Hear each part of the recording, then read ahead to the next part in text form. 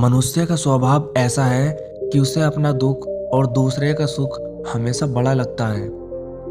बहुत से लोग तो ऐसे भी होते हैं जो अपने दुखों से ही परेशान रहते हैं, लेकिन कुछ लोग ऐसे भी होते हैं जो दूसरे के सुख से भी परेशान रहते हैं। हर इंसान को यही लगता है, मेरी लाइफ में सबसे ज़्यादा दुख है, मेरी ज़िंदगी में बहुत मुश्किल है, मेरी ज़िंदगी में बहुत तकलीफ़ है, दूसरों की ज़िंदगी बहुत आसान है। कोई मेरी लाइफ तो जिए, तब उसे पता चलेगा कि कितनी कठिनाइयाँ हैं। आज हम जानेंगे एक ऐसी ही कहानी के बारे में जब आपको लगे कि मेरी ज़िंदगी में बहुत दुख है। ये कहानियाँ सुनकर आपको अपना दुख छोटा लगने लगेगा। एक आदमी बहुत दुखी रहता था। वह परमात्मा से रोज़ शिकायत करता था, हे प्रभु, मैंने आपका क्या बिगाड़ा है? इतना दुख तूने मुझे क्यों दिया है? सारी दुनिया सुखी दिखाई देती है, एक मुझे छोड़कर।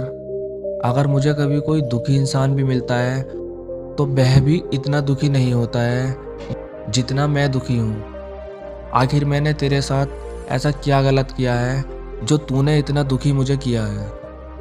एक रात उसने सपना देखा, आकाश से परमात्मा बोल रहे हैं, आज तेरे दुखों का बदला हट कर देंगे। तू कहता है ना कि बाकी सब तेरे से ज़्यादा सुखी है, तू ही इस संसार में उन सबसे ज़्यादा दुखी है। उसने कहा, हाँ प्रभु, यही बात तो मैं कब से कह रहा हूँ। जिंदगी भर कहने के बाद अब जाकर मेरी बात आप तक पहुँची। परमात्मा ने कहा, चल उठ। एक बड़े भवन की ओर सारा शहर जा रहा है। उससे कहा गया कि अपने अपने दुख, अपने अपने सुख गठरी में बांधकर ले आओ। यह भी अपने सुख और दुख बांधकर जल्दी पहुंच गया। आज बदलने का मौका मिला है।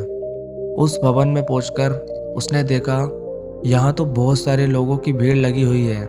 सब लोग अपनी अपनी गठरी लेकर आए हैं और उन सब लोगों को आज्ञा दी गई कि सब लोग अपनी अपनी गठरिया को खूंटी पर टांग दें। गठरिया टांग दी गई।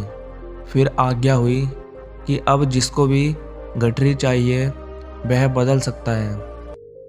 बड़ी भगदड़ मच गई। यह आदमी भी भागा। लेकिन आप यह जानकर हैरान होंगे कि सब लोगों ने अपनी अपनी गठरी वापस ही ले ली। उस आदमी ने भी अपनी ही गठरी वापस चुनी। तभी आकाश में खिलखिलाहट होने लगी। परमात्मा ने उससे कहा, क्यों तूने अपनी ही गठरी को वापस चुना? तू ही तो बदलना चाहता था। तब उससे कहा, जब मैंने दूसरों की गठरी देखी तो मैंने अपनी ही गठरी मुझे छोटी मालूम पड़ी। सभी के दुखों की गठरी मुझसे ज़्यादा बड़ी थी। फिर मैं अपने दुखों से जानता तो हूँ कि दूसरों को दुखों के बारे में तो मुझे कुछ पता भी नहीं है। इस बुढ़ापे में मैं किसी और का दुख लेकर कहीं बड़ी मुसीबत में ना पड़ जाऊँ। अपने दुख तो जाने माने थे, लेकिन दूसरों के दुख तो कभी देखे ही नहीं थे। यह कहानी हमारी ज़िंदगी से जुड़ती है, हमें शिक्षा देती है। हमेशा हमें यह देखते रहना चाहिए कि हमें क्या नहीं मिला जो दूसरे लोगों को मिला, लेकिन कभी यह नहीं देखना चाहिए कि हमको जो मिला वह दूसरे कितनों को मिला। हम तो छोटे छोटे दुखों से भी हार जाते हैं। ऐसे भी दुनिया में लाखों करोड़ों लोग हैं जो हम जैसी ज़िंदगी पाने के लिए तरस रहे हैं। जो मुझे नहीं मिला है उसे शिकायत छोड़कर जो हमें मिला है उसके लिए धन्यवाद देना शुरू कर दें, तब हमारी ज़िंदगी खुशियों से भर जाएगी। दूसरी कहानी। एक व्यक्ति बहुत गरीब था। गर्मी के दिन थे। उसके पास पहनने के लिए चप्पल भी नहीं थी। एक रास्ते से गुजर रहा था। गर्मी में नंगे पैर होने की वजह से उसके पैर जमीन पर जल रहे थे। इस सब से दुखी होकर वह व्यक्ति ईश्वर से शिकायत करने लगता है कि लोग कितनी बड़ी बड़ी गाड़ियों में आ जा रहे हैं और वह कितने सुख में अपना जीवन जी रहे हैं, लेकिन है इस बार तूने मेरे साथ ही इतना बड़ा अन्याय क्यों किया है? मेरे पैरों में पहनने को चप्पल तक नहीं है। नंगे पैरों में इतनी गर्मी में इतनी धूप में घूम रहा हूँ। वह मन ही मन ऐसा सोच रहा था। तभी उसकी नज़र एक ऐसे व्यक्ति पर पड़ गई जिसके पैर ही नहीं थे, जो कड़कड़ाती धूप में भी अपने हाथ से जमीन पर घिसट घिसट कर चल रहा था।